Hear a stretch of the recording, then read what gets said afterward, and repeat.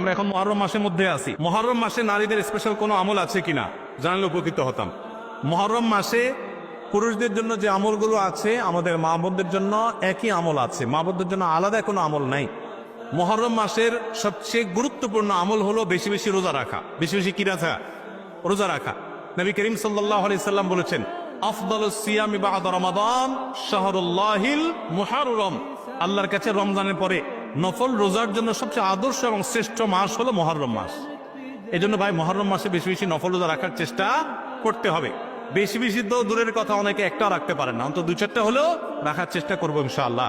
মুহররম মাস কিন্তু শুরু হয়ে গেছে, মুহররম মাস আরম্ভ হয়ে গেছে। আমরা এখন মুহররম মাসের মধ্যে আছি।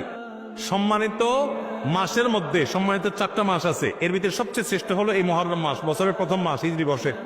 অতএব এই মাসের প্রধান আমল হলো বেশি বেশি নফল রোজা রাখা। দ্বিতীয় আমল হলো মুহররমের 10 তারিখ আশুরা, এই আশুরা উপলক্ষে 2টা রোজা রাখা।